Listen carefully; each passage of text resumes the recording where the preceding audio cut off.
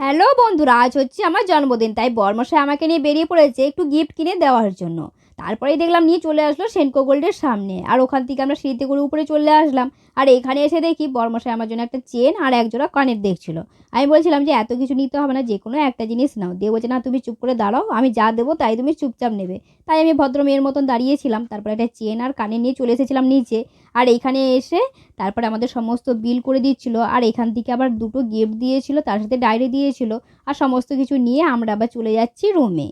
আমার পূজার অর্থাৎ আমার মিসেসের জন্মদিন, এই জন্মদিন উপলক্ষে আগেই গিফট কিনে নিয়ে চলে এলাম সেনকো গোল্ড থেকে। চলুন দেখাই কি গিফট। প্রথমে বিল, সেনকো গোল্ডের বিল কত টাকা নিয়েছে সেটা দেখাচ্ছি না, এটা বিলটা এখানে থাক। শুধু একটা গিফট নয়, তিনটে গিফট আছে।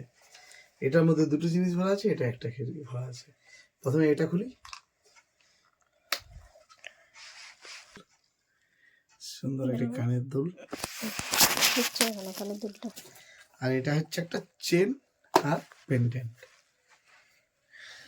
চেন আর চেনের সঙ্গে এই লকেট। ইন্টারেস্টিং বিষয়, এই গিফটটা কিনতেছি আরো কিছু গিফট পেয়ে গেছি।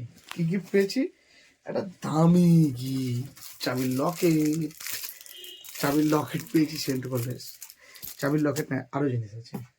চাবির লকেটের সাথে সাথে এই একটা গিফট দিয়েছে, একটা ডায়েরি দিয়েছে, আর একটা গিফট দিয়েছে। এগুলো আনবক্সিং করি, দেখা যাক। এটা আমাকে দিয়েছে, এ বাবা, একটা মাটির টব। যাই হোক, সুন্দর একটা গাছ আছে। কি গাছ আছে দেখা যাক। না, মাটি দিয়েছে, মাটির টব আর মাটি। ও কিন্তু চারা কই তাহলে? চারা দেয়নি, ও চারা কিনে লাগাও। না না, এর মধ্যেই আছে, ও বেরিয়ে যাবে। এটা দিয়ে জল দিতে বলছে শুধু। আচ্ছা, ঠিক আছে, এটা আনবক্সিং করেছি।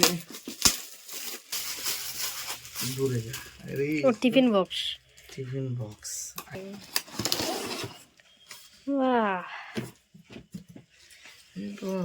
ডুবি তো না।